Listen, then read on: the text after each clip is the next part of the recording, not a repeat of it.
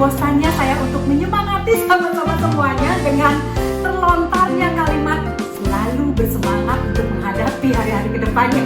Karena jika kita tidak semangat, tidak mempunyai rasa semangat, maka hasil karya kita tidak akan maksimal ya. Jadi bagaimana? Selalu semangat? Seperti hari ini saya juga semangat untuk tampil kembali di hadapan sahabat-sahabat semuanya. Program terbaik saya di channel YouTube Sri Sumahdani, yaitu Paragraf Sang Penyihir ya. Semangat, semangat, semangat. Nah sahabat-sahabat semuanya, hari ini adalah edisi perdana di tahun 2021 ini. Dan tentunya di edisi perdana ini adalah segmen yang ke-61 segmen yang sudah saya tayangkan dari tahun 2020 yang lalu ya. Jadi kalau sahabat-sahabat sini rajin untuk mengikuti, ayo sudah berapa segmen atau berapa buku yang sudah masuk ke dalam jiwa kita. Silahkan kembali untuk menyimak tayangan-tayangan saya sebelumnya.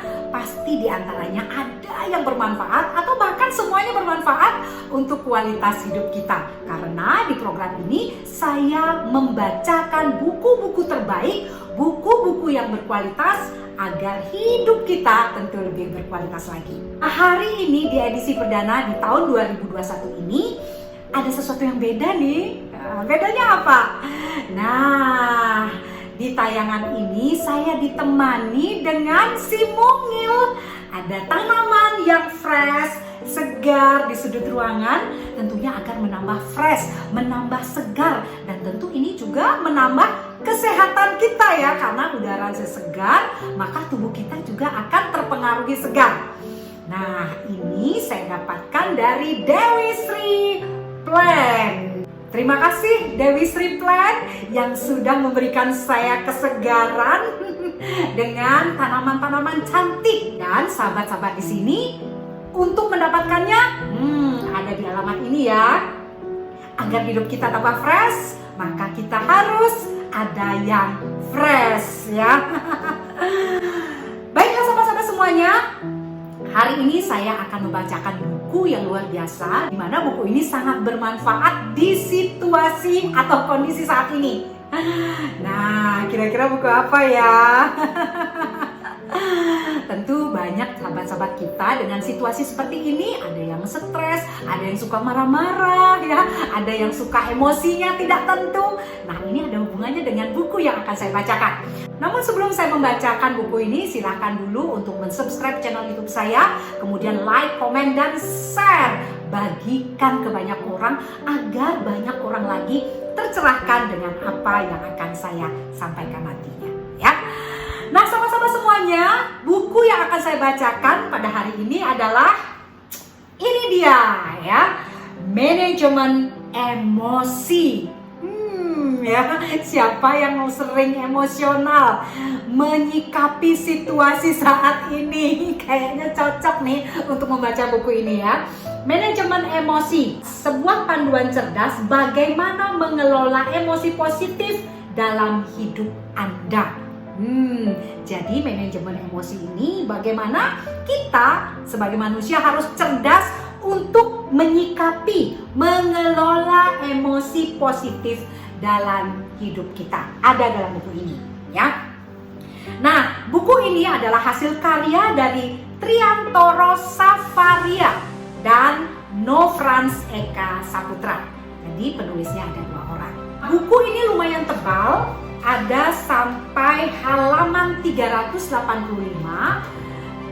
Cetakan pertamanya bulan Juni 2009 ya. Dan saya sudah belinya sudah lama sekali. Saya pilih-pilih buku dan buku ini cocok untuk saya bacakan di situasi dan kondisi seperti saat ini. Karena banyak sekali teman-teman kita yang stres, teman-teman kita yang emosi ya, tidak terkendali dengan situasi yang tidak menentu saat ini.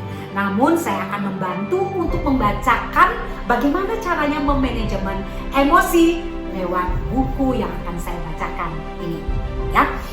Sahabat-sahabat semuanya, kalau saya bacakan dari daftar isinya, banyak sekali yang harus kita pedomani untuk mengelola sebuah emosi.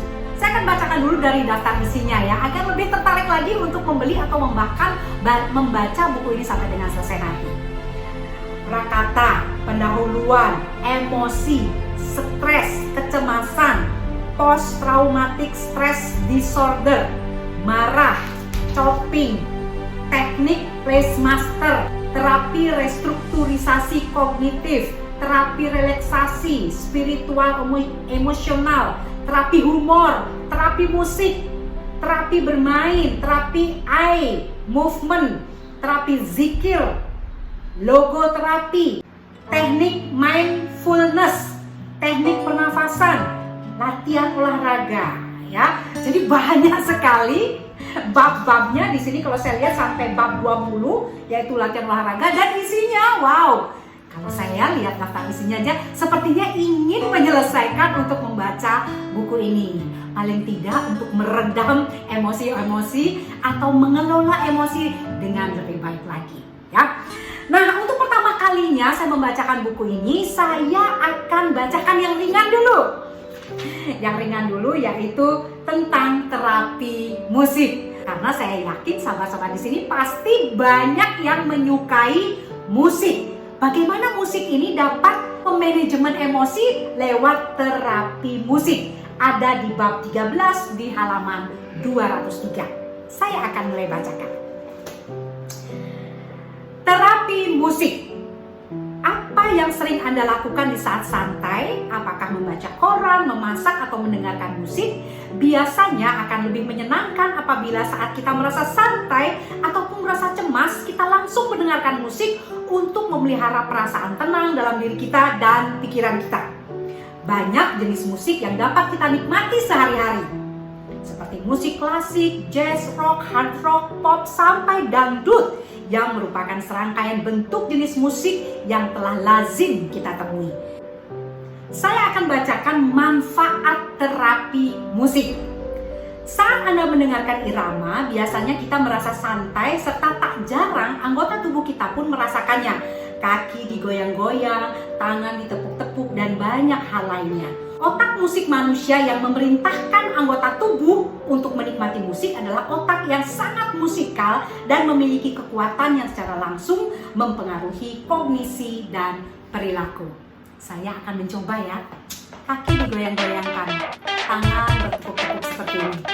Betul juga ya. Saya akan langsung loncat ya di paragraf-paragraf selanjutnya yang mudah sekali untuk dipraktekkan dari terapi musik ini, yaitu di halaman 208 masih di bab 13 tentang penerapan terapi musik.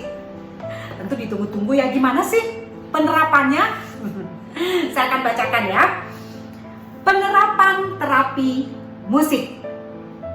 Untuk mengatasi perasaan cemas, tegang, dan marah dapat dilakukan melalui terapi musik yang Anda lakukan sendiri.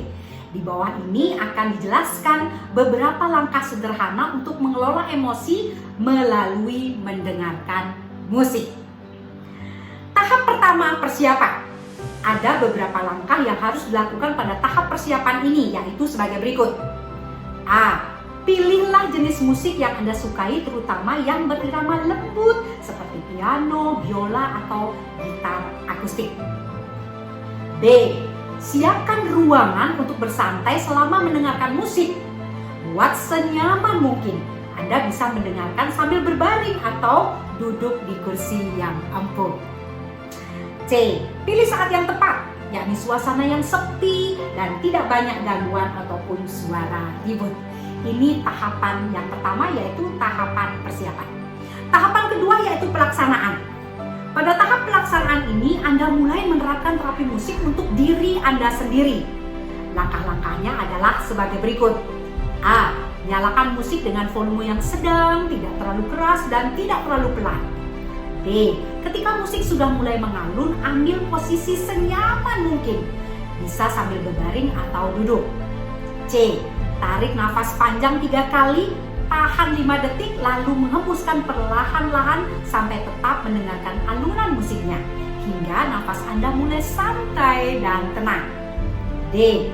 Sambil mendengarkan alunan musik, Visualisasikan seolah-olah diri Anda berada di sebuah tempat yang nyaman seperti di taman bunga, di daerah pegunungan yang sejuk, atau di tepi sungai yang tenang. Buat diri Anda memasuki alam visualisasi yang menenangkan tersebut. Mudah kan untuk melakukan terapi musik sendiri di rumah ya. Jadi sahabat-sahabat semuanya, di buku manajemen emosi ini bagaimana kita dituntun untuk menerapi diri kita sendiri dengan terapi musik. Tentunya terapi musik ini tidak dilakukan sembarangan ya. Tiba-tiba kita menyalakan musik disco atau musik yang keras ya. Ini tentu tidak akan bisa menerapi apa yang ada, emosi-emosi yang ada dalam diri kita. Tetapi ada tahapannya. Ada 2 tahap, yaitu persiapan dan pelaksanaannya. Nah, siapkan dulu ruangannya ya, musiknya dipilih, kemudian tempatnya juga. Dan tentu kita melakukan terapi musik ini tidak di tempat yang ramai, yang gaduh ya. Karena ini nantinya tidak akan berpengaruh terhadap jiwa emosi kita ya. Dan di tahap kedua tentunya, nah, nyalakan musik dengan pelan ya, tidak terlalu keras, tidak terlalu kecil ya, tapi pelan namun masih terdengar. Duduknya juga yang nyaman. Orang bilang seperti PW ya, posisi wena gitu. Jadi lakukan dengan nyaman dan tentunya juga ada pernafasan ya. Jadi nafas kita tetap terengah-engah, ini juga tidak akan dapat membuat terapi musik tersebut berpengaruh terhadap emosi kita. Dan tentunya yang terakhir, pastikan tempat di mana kita melakukan terapi untuk diri kita sendiri melalui musik ini adalah tempat yang nyaman, yang tidak terganggu oleh suara-suara gaduh yang membuat suasana menjadi kurang nyaman. Ya, baiklah sahabat-sahabat semuanya, sampai di sini dulu saya bacakan buku yang luar biasa ini, bagaimana kita memanajemen emosi, karena banyak sekali ya emosi kita tidak terkendali. Saya mereferensikan buku ini karena buku ini akan dapat mengelola emosi yang ada dalam diri kita. Bagaimana? Setuju? Silakan sahabat-sahabat semuanya untuk mengikuti tayangan segmen selanjutnya, akan saya bacakan kembali yang lebih berat. Kalau ini yang ringan ya, tentang bagaimana terapi musik, tapi selanjutnya saya akan bacakan isi buku ini yang lebih berat, yang tentu sangat bermanfaat untuk mengelola emosi yang ada dalam diri kita. Dan hal ini juga bisa kita tularkan ke orang lain jika melihat teman kita, sahabat kita yang emosinya tidak terkendali karena situasi saat ini ya. Oke, sampai di sini dulu. Salam senyum sang penyihir, Sri Subahadani.